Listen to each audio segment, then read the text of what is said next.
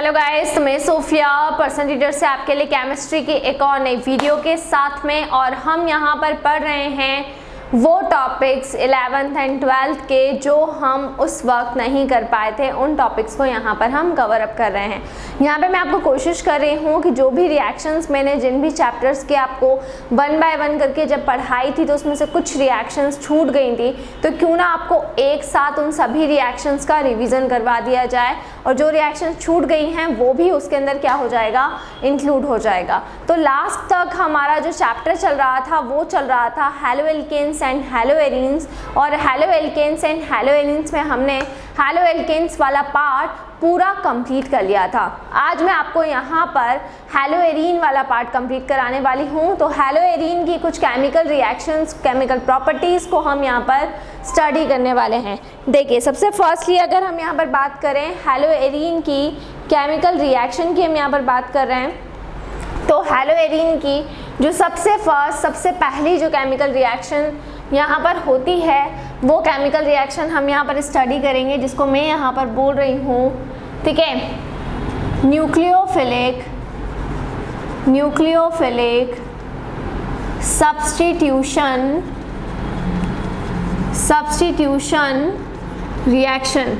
तो जैसा कि हम हैलोएल्केन्स की जब प्रॉपर्टीज़ पढ़ रहे थे तो उसमें हम डिस्कस कर चुके थे कि न्यूक्लियोफिलिक सब्स्टिट्यूशन रिएक्शन क्या होती है, ठीक है, क्योंकि कार्बन और हैलोजन के अंदर हैलोजन की जो इलेक्ट्रोनेगेटिव पावर है वो बहुत ज़्यादा होती है, जिसकी वजह से कार्बन क्या करता है, कार्बन की तरफ इलेक्ट्रॉन डेफिशिएंसी हो जाती है, क्योंकि मैक्सिमम इलेक्ट्रॉन हैलोजन अपनी तरफ कर लेता है, अपनी तरफ डाइवर्ट कर लेता है। रीज़न इज़ दैट कि हैलोजन की इलेक्ट्रोनेगेटिव पावर क्या है, बहुत ही ज़्यादा है। ऐसे केस में यहाँ पर न्यूक्लियोफाइल उस इलेक्ट्रॉन डेफिशिएंट कार्बन के ऊपर अटैक करते हैं और उससे बॉन्ड बनाते हैं, जिसको हम कहते हैं न्यूक्लियोफिलिक सब्स्टिट्यूशन रिएक्शन।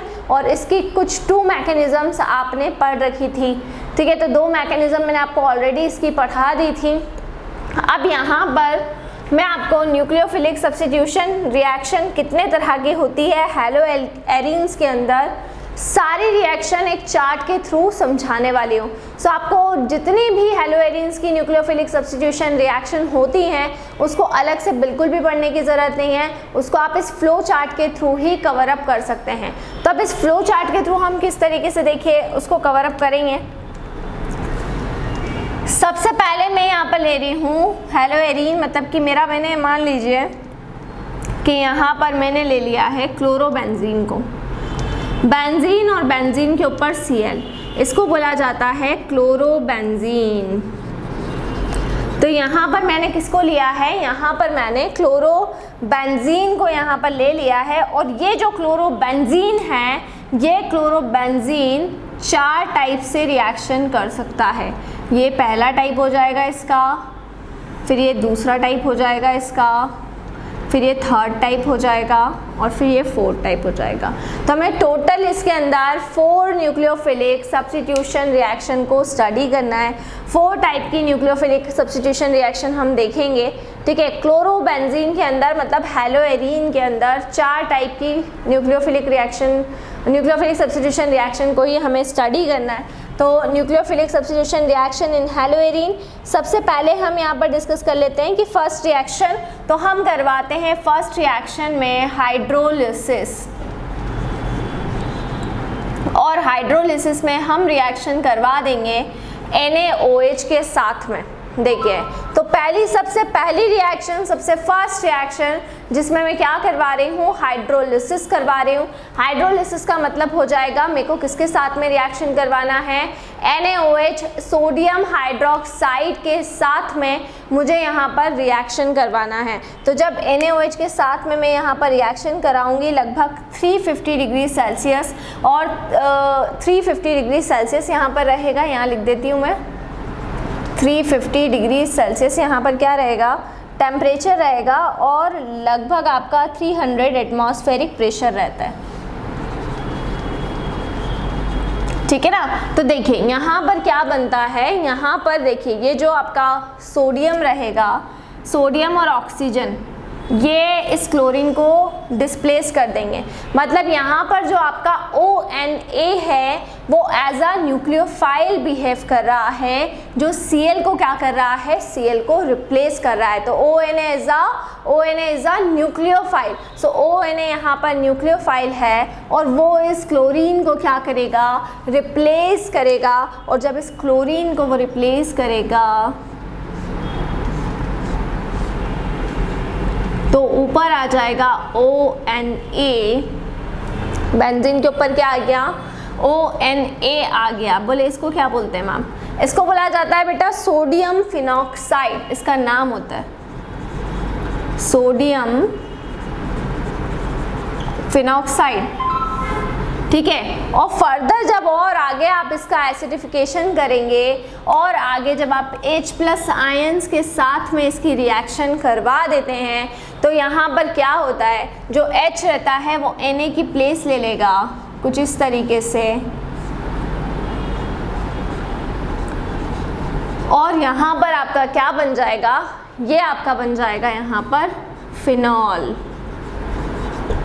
ठीक है ना, क्लियर। तो एसिडिफिकेशन पहले हमने NaOH से रिएक्शन करवाई, हाइड्रोलिसिस करवाया 350 डिग्री सेल्सियस टेम्परेचर पर 300 एटमॉस्फेरिक प्रेशर के ऊपर हम करवा रहे हैं। तो यहाँ पर ONA Cl की प्लेस लेगा जिससे बनेगा सोडियम फिनॉक्साइड, और फर्दर हम उसका एसिडिफिकेशन करवा लेंगे तो H जाकर जुड़ जाएगा और वो क्या बन जाएगा, वो आपका बन जाएगा आपका फिनॉल। ठीक है, क्लियर, इतना आया आपको समझ में। इसके बाद में अगली रिएक्शन हम यहाँ पर देख लेते हैं। तो अगली रिएक्शन हम करवाएंगे, इसका अमोनोलिसिस करवाते हैं। अमोनोलिसिस का मतलब इसकी रिएक्शन हम किसके साथ में करवा देंगे बेटा, इसकी रिएक्शन हम करवा देंगे अमोनिया के साथ में। सेकेंड रिएक्शन अमोनिया के साथ में, अमोनिया के साथ में रिएक्शन होगी किसकी प्रेजेंस में होगी, अमोनिया के साथ में जो रिएक्शन होगी वो होगी Cu2O की प्रेजेंस में। तो Cu2O किसकी तरह काम करेगा, Cu2O एज अ कैटलिस्ट काम करेगा, और रिएक्शन किसके साथ होगी, NH3 के साथ में रिएक्शन होगी। यहाँ पर 200 डिग्री सेल्सियस टेम्परेचर और 80 एटमॉस्फेरिक प्रेशर। सो 200 डिग्री सेल्सियस टेम्परेचर हो गया, 80 एटमॉस्फेरिक प्रेशर हो गया। अब यहाँ पर जब हम रिएक्शन करवाएंगे तो यहाँ पर न्यूक्लियोफाइल कौन है, तो यहाँ पर न्यूक्लियोफाइल कौन है भाई, तो यहाँ पर जो NH2 है वो एज अ न्यूक्लियोफाइल बिहेव कर रहा है और वो क्लोरीन की प्लेस लेगा जाकर। तो बेंजीन के ऊपर क्या आ जाएगा, बेंजीन के ऊपर आ जाएगा NH2, बेंजीन के ऊपर आ जाएगा NH2। जब बेंजीन के ऊपर NH2 आ गया तो इसको हम क्या बोलेंगे, इसको हम कहेंगे एनिलीन। ठीक है, एनिलीन है ना। तो बहुत ही शॉर्टेस्ट ट्रिक में मैं आपको इसकी न्यूक्लियोफिलिक सब्स्टिट्यूशन रिएक्शन कर बता रही हूँ।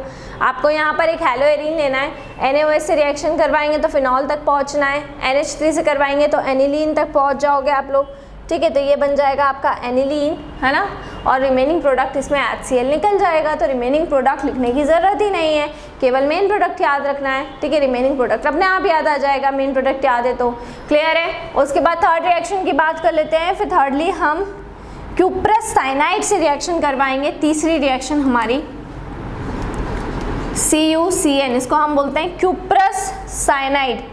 किसकी प्रेजेंस में, पिरिडीन की प्रेजेंस में, पायरिडीन की प्रेजेंस में। पायरिडीन एज अ कैटलिस्ट यहाँ पर काम करेगा। बोले टेम्परेचर मैम कितना होगा, तो जो ऊपर वाली का टेम्परेचर था वही नीचे वाली का टेम्परेचर डाल दो। 200 डिग्री सेल्सियस ऊपर था, 200 डिग्री सेल्सियस नीचे आ जाएगा। क्लियर है। तो अब यहाँ पर क्या होगा, यहाँ पर न्यूक्लियोफाइल कौन है भाई, तो यहाँ पे न्यूक्लियोफाइल है CN जाके क्लोरीन की जगह पे बैठ जाएगा। तो जब CN, तो ये बन जाएगा आपका साइनोबेंजीन। करेक्ट है, क्या बन जाएगा ये, साइनोबेंजीन। इसको हम बोलेंगे, ऊपर जुड़ गया CN। ठीक है, तो ये हो गई आपकी थर्ड न्यूक्लियोफिलिक सब्स्टिट्यूशन रिएक्शन। तो फर्स्ट से फिनॉल तक गए, सेकंड में एनिलीन तक गए, थर्ड में साइनोबेंजीन तक गए। अब थोड़ा और आगे बढ़ जाते हैं, एक और रिएक्शन देख लेते हैं। तो आपकी लास्ट रिएक्शन हम यहाँ पर देख लेंगे। तो लास्ट रिएक्शन क्या होगी, चलिए सोडियम मिथॉक्सी ले लेते हैं लास्ट रिएक्शन में, NaOCH3, इसको हम कहते हैं सोडियम मिथॉक्सी। सोडियम मिथॉक्सी, यहाँ पे कैटलिस्ट कौन होगा भाई? यहाँ पे कैटलिस्ट होगा कॉपर सॉल्ट। हाँ, और टेम्परेचर कितना होगा? टेम्परेचर होगा यहाँ पे 200 डिग्री सेल्सियस, इतना टेम्परेचर रहेगा। अब यहाँ पे देखिए क्या जुड़ेगा, यहाँ पे न्यूक्लियोफाइल कौन है? OCH3 यहाँ पे न्यूक्लियोफाइल है। ठीक है, क्लियर? तो यहाँ पर क्या होगा? बेंजीन, और बेंजीन के ऊपर OCH3, इसको हम बोलते हैं मिथाइल फिनाइल ईथर, ये ईथर है, और इसका एक और नाम हो जाएगा एनिसॉल। सो मिथाइल फिनाइल ईथर और एक और नाम क्या हो जाएगा? एनिसॉल। ठीक है, तो क्लोरोबेंजीन से रिएक्शन करवाई, NaOCH3 OCH3 ज्वाइन हो गया, जिससे बन गया मिथाइल फिनाइल ईथर या एनिसॉल। तो 4 टाइप की आपकी होती है न्यूक्लियोफिलिक सब्स्टिट्यूशन रिएक्शन, ये 4 टाइप्स आपके रहते हैं न्यूक्लियोफिलिक सब्स्टिट्यूशन रिएक्शन के। इसके बाद में नेक्स्ट वीडियो के अंदर हम पढ़ने वाले हैं इलेक्ट्रोफिलिक सब्स्टिट्यूशन रिएक्शन को। सो इलेक्ट्रोफिलिक सब्स्टिट्यूशन रिएक्शन इसके बाद में हम स्टडी करेंगे किसकी? हैलोएरिन की। तो यहाँ पर इस फ्लो चार्ट के थ्रू आपको बहुत ज़्यादा आसानी हो गई होगी। 4 रिएक्शन ही है आपकी न्यूक्लियोफिलिक सब्स्टिट्यूशन रिएक्शन की, यही आपको अच्छे से याद रखना है। सो घर पर रहें, सुरक्षित रहें, बाहर ना निकलें, बहुत ज़रूरी हो तो ही बाहर निकलें। Stay home, stay safe and study hard. अगर आपको कोई भी डाउट, कोई भी क्वेरी हो, उसे आप कमेंट बॉक्स में डाल सकते हैं। और अगर आप हमसे ऑनलाइन होम क्लासेस पढ़ना चाहते हैं तो हम आपको ऑनलाइन होम क्लासेस की फैसिलिटी भी प्रोवाइड करा रहे हैं। हमसे ऑनलाइन होम क्लासेस की फैसिलिटी लेने के लिए डिस्क्रिप्शन में जाकर सारी डिटेल्स ले लें और हमसे कांटेक्ट करें। घर पर रहें, सुरक्षित रहें, बाहर ना निकलें, बहुत ज़रूरी हो तो ही बाहर निकलें। Stay home, stay safe and study hard. ठीक है, मैंने आपको क्लास 9th का साइंस पूरा करवा दिया है, क्लास 10th के साइंस के 2 चैप्टर करवा दिए हैं, वहाँ से आप वो स्टडी कर सकते हैं। 11th 12th का कंटेंट आपको ऑलरेडी अवेलेबल है, वो भी आप स्टडी कर सकते हैं। और उसके बाद में भी अगर कोई टॉपिक ऐसा हो जो छूट गया हो तो आप बिल्कुल कमेंट बॉक्स में डाल सकते हैं। So thank you so much.